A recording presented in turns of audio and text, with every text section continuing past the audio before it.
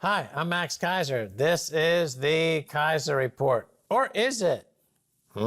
Stacy. It definitely is the Kaiser Report, but we're going to compare the situation between fiat money, precious metal money, and, well, Bitcoin. Because you can see that in this first headline here. You know, we've often talked about those people who find a hard drive with a 10,000 Bitcoin on it, and they're like, wow, I got this for about $150 back in 2009 or 10, and now it's worth a couple $100 million, right? Well, obviously, your money got harder and harder during that time. We also often see stories of Roman coins buried by some soldier out in the countryside of the United Kingdom, and somebody finds it 1,000 years later, 1,500 years later, and they're like, wow, this is worth a lot of money, or still at least worth the same. But here's a story that happened in the United States this past week in Massachusetts. Fiat money, bury $421,000 worth, wait, retrieve $46,000 worth. So treasure hunter finds $46,000 hidden in cash box beneath floorboards of Massachusetts family home after decades of rumor. So it turns out this $46,000 was buried after the Great Depression. Many Americans were concerned about the banking system back then as well. And their family had hidden $46,000 under the floorboards. They just found it. But at the time, it would have been worth the equivalent of today of $421,603. Yeah, this is the question of our age, really, because all the central bankers are out talking. Christine Lagarde's out talking about the need for continuation of what they've been doing. And in fact, when it comes to interest rates, about doing negative interest rates. And this is graphically shows what it does to the money. It makes it less valuable in terms of its purchasing power through inflation. And at the moment, people are considering, we want an alternative to this paper money, because the story we're being told about it generates economic activity is false. And it's demonstrably false and provably false. So we just want money that's going to hold its value. And in comes to the story, of course, Bitcoin, which is the way millennials, who are completely disillusioned by all institutions, are fighting back. But this is a great graphic story of how, burying paper money 20, 30 years later, you're going to lose 90% or more of its purchasing power another 10 or 15 years, and that won't be worth anything. It'll be like digging up what we used to have in America during the Revolutionary War, the Continental, which is just worth absolutely nothing. Well, one day, of course, these could be worth like the Zimbabwe dollar. The $1 trillion Zimbabwe dollar note is worth a lot on the eBay, as a collectible. That's maybe a lot, meaning 50 cents. Yeah. Well, it's worth more than what you could get there. Like you could sell it more for U.S. dollars than you can get for goods and services domestically. Yeah, they make excellent padding for couches and chairs. Exactly. Well, as you see, that's a huge drop, the huge loss in purchasing power, and that demonstrates exactly why, despite the arguments in the mainstream press, especially the likes of, say, Paul Krugman saying that, Bitcoin is not a store of value. Even Nassim Taleb is now saying that. He says olive oil is a better store of value. Well, olive oil, if you found it after 60 years, it would be rotten as well, and just as rotten as these dollars that were pretty much worth not much since then. You can't buy much with 46,000 compared to what you could buy back then.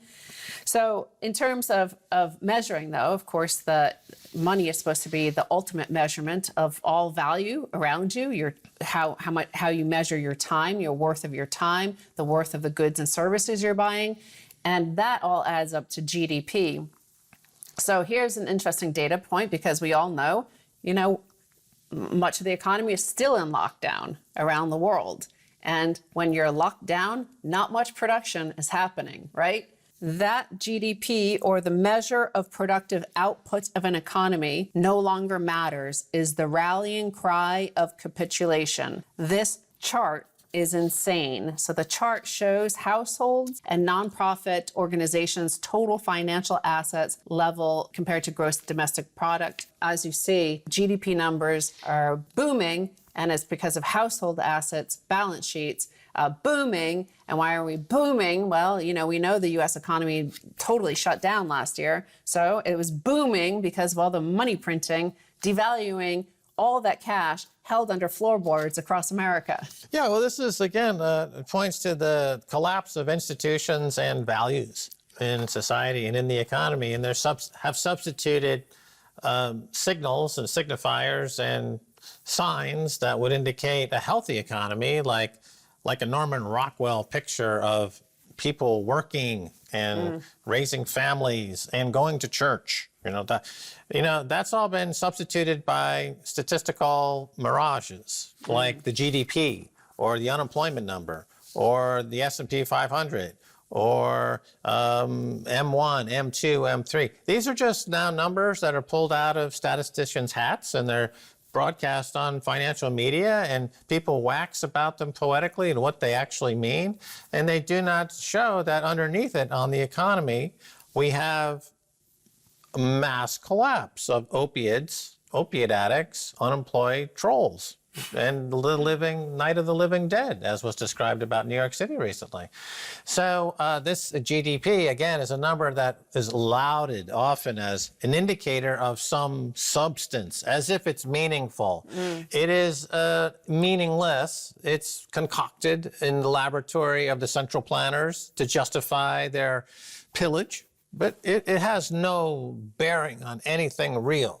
Well, you're right. I think that's part of the reason why, especially in the United States, you see some sort of identity crisis going on about who we actually are. I think it's because of the signals all around us are so distorted, and it's hard to tell what is actually happening. And this same guy, Northam Trader, submits this next chart. And I submit this chart, he says, below as supporting evidence for my thesis above. This is completely broken system that is desperately trying to keep itself from facing the consequences. That's why central banks are forced to intervene every single day. This is the M2 money supply numbers, both the supply and the velocity. And as you see, supply has been steadily rising, going back to the 1980s. Parabolic in the last year, and parabolic down in the past year as well. So the velocity is not moving. The economy is dead. People are hiding the money under their floorboards, the equivalent, these banks. And we know from the story in Massachusetts that it'll be worth very little. Every single day, it'll be worth less, but they're still storing it under the floorboard, partly because of the concentration of wealth. All that money supply went to, fewer and fewer people. Jeff Bezos, okay, is he going to spend any more he's worth 200 billion versus last year he was worth 100 billion? Is it going to make any difference to him? No, that 100 billion is not going to make any difference, right? But it's more and more in the hands of those sort of people as well. Bear in mind, of course, that the U.S. government, the Treasury, and the Fed started changing the definition of M2, like, how magic tricks go in Times Square, three-card Monte and all that stuff. You start changing things, distracting people, confusing them about what is up and what is down. That's how you get people to get confused about what the signals are. Right. You remember that film, Weekend at Bernie's, right? The friends are out, and their friend dies, and they keep him around, and they keep him animated, and they pretend like he's not dead. And it takes constant, adjustments to Bernie. He's dead. And that's the American economy. After 2008, as I've said, and you've said, we've said now for 10 years, in 2008, the global economy died. The world reserve currency in the U.S. dollar went kaput. And it's a Weekend at Bernie's situation. So they pump the formaldehyde, the money, into the collapsing balloon. Yeah. But they don't bother to fix the hole in the bucket, right? They keep pouring money into the bucket, but they don't want to fix the hole in the bucket. The fixing the hole in the bucket would be a structural reform and getting rid of the corrupt banks and the plutocrats and the kleptocrats and the neo-aristocrats. But this is, of course, those are the people pouring the fake money into the broken bucket. So they're not incentivized to stop getting the free money. Jeff Bezos is certainly an interesting example. I mean, he was gifted $100 billion just because he was one of the guys who is in charge of distributing the gifts, right? there's a hole in the bucket, dear Liza, you have to say, because the money spigot was flooded the market. We see the GDP number fly up. It's booming. And obviously, we know that there was no production happening. So there was no value actually being added to the economy other than from China sending goods and services here.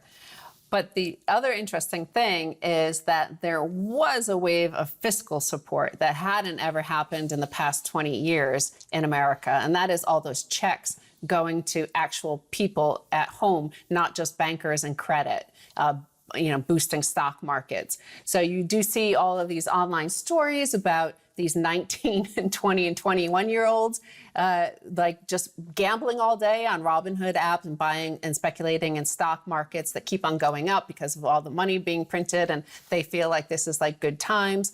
And on top of that, it is a huge amount. The bottom 50% in particular, their incomes went up enormously last year because of government transfers.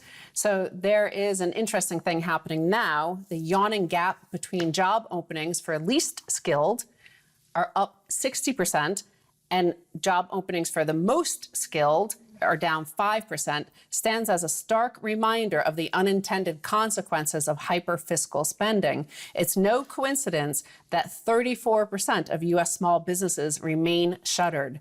It's Chapter 11 if workers don't return. There's the chart. The top line is that, you see that gap between the least skilled workers versus the most skilled workers.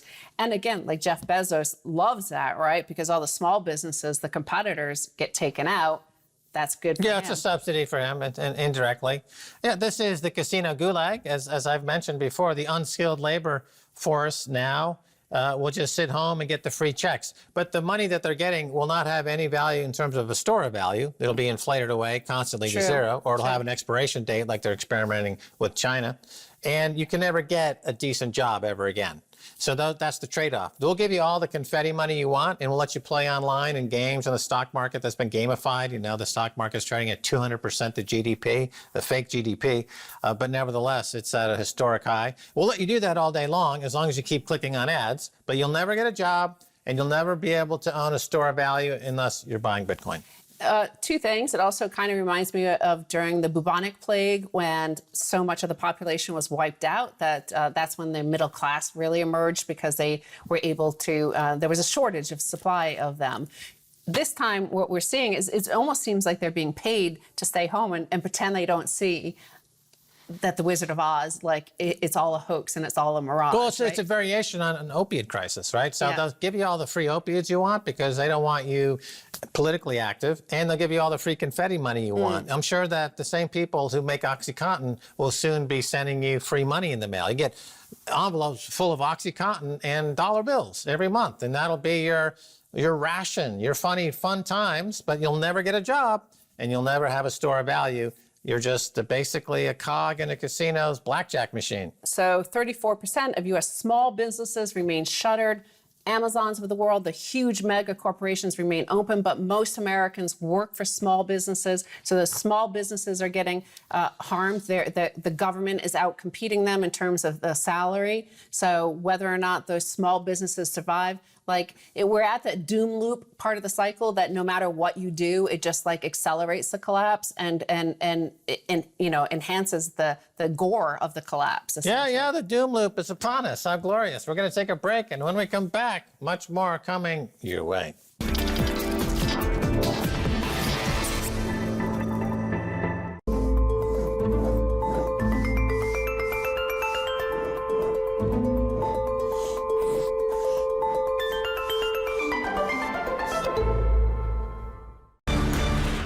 Cable news networks across the board are hemorrhaging viewers. The political left hated and still hates Donald Trump. But cable news did well during his time in office. It was politics as spectacle and profitable. How much longer can cable news networks remain relevant? Самое интересное — поймать его в Ленинградской области, в городе Петербурге. Конечно, это очень красиво. Нужно куча факторов, чтобы все совпало, для того, чтобы получился результат. А если в момент северного сияния зачать ребенка, то этот ребенок будет всю жизнь счастливым. Мне приходится объяснять жене, где я бываю ночами. Я охотник, слежу за прогнозами, я охочусь на сияние, мне его нужно добыть. И уехать за 200-300 километров от города – это вполне себе нормальное для нас состояние. Друзья и родственники сначала возмущались. Куда ты ночью едешь, в лесу опасно, лоси, медведи. Вот всем завтра на работу, а тут вот 30 человек бегает. Тут почти по пояс. Каждый из нас в нужное время готов сорваться с места и начать охоту.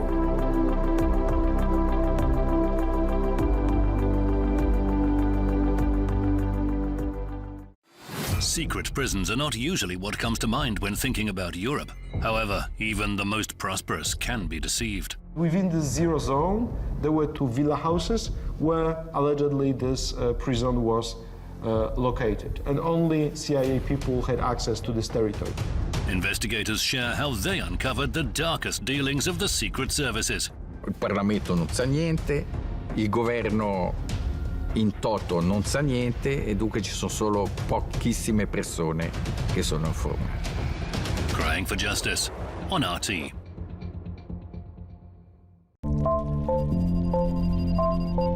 When old truths seem wrong, when old rules just don't hold, and a new world is yet to shape out, disdain becomes the etiquette, and engagement equals betrayal. When so many find themselves worlds apart, we choose to look for common ground.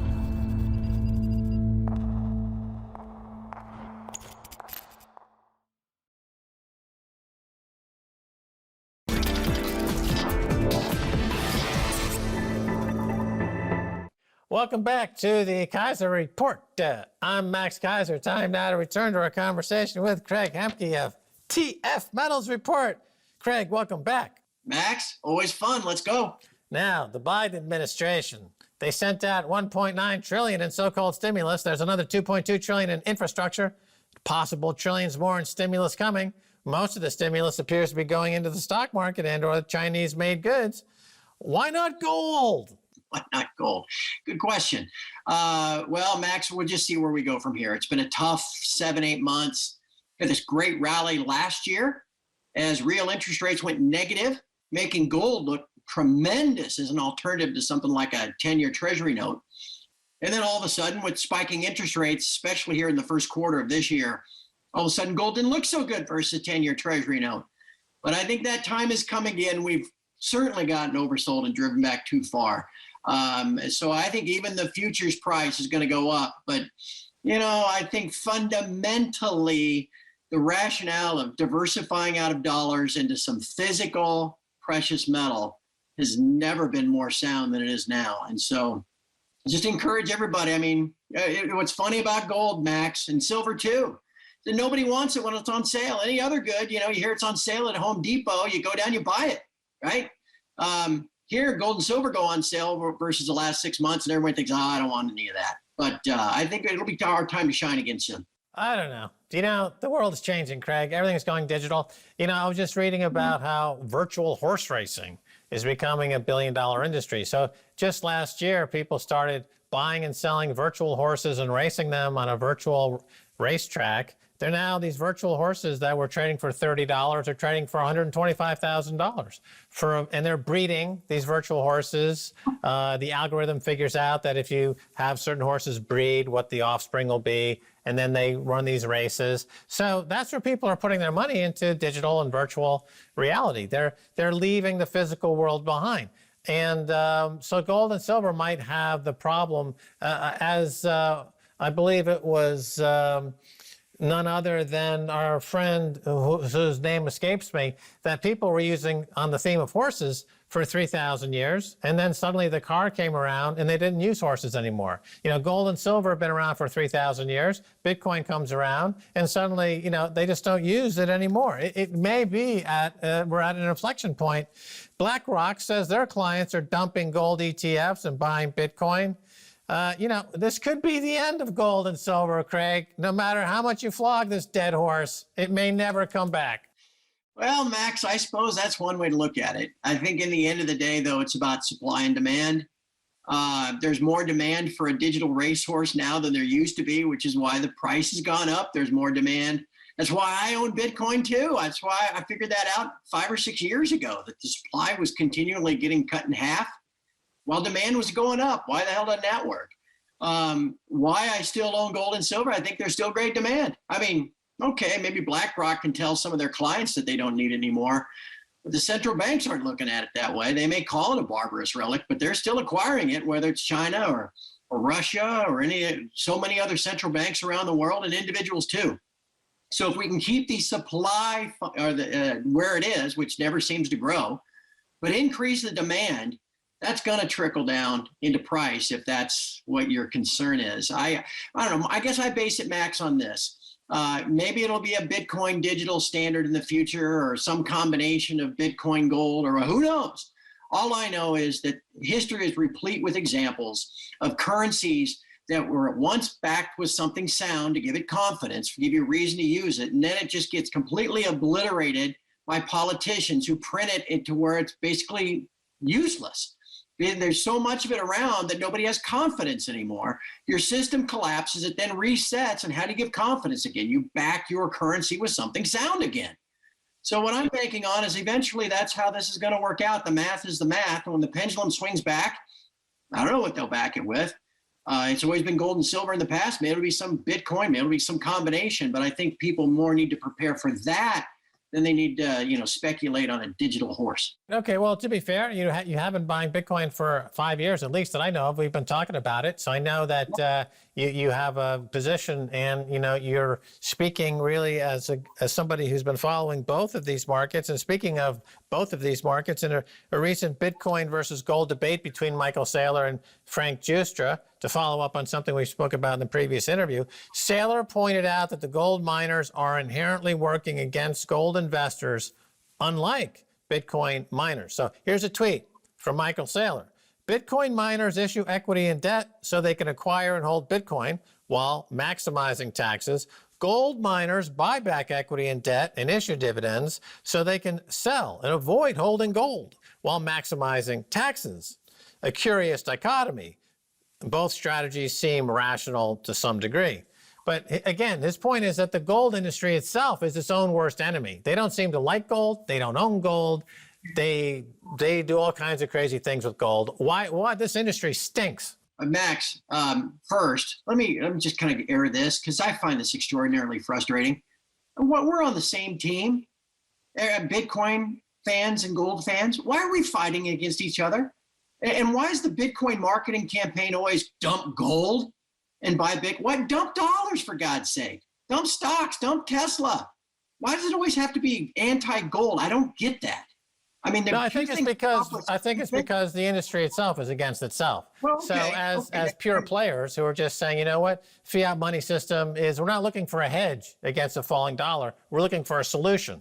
Okay, that's another Michael Saylor quote. He's saying and Frank Giustra was saying, I own gold as a hedge. The other 90% of my portfolio is exposed to all kinds of nonsense, and that's why I've been underperforming Bitcoin for 10 years by 99%. So that's the solution versus a hedge. Now, but let's kind of look at the other areas of this market. So other metals like palladium, platinum, rhodium. There's a wave of catalytic converter theft sweeping America. So that's a good sign. People's, exhaust systems are being ripped out of their Priuses by entrepreneurial activists. How are these markets doing, and what is driving the prices other than Grand Theft Auto? Well, hey, Max, this is where I can kind of mention silver again, because you remember, I'm sure you do, 2 years ago, 3 years ago, we were talking about palladium and calling it the magic bullet and exposing the fraud of these derivative markets. Remember all that? And palladium was soaring. 5 years ago, it was $500 an ounce, and now today it's $2,600 an ounce.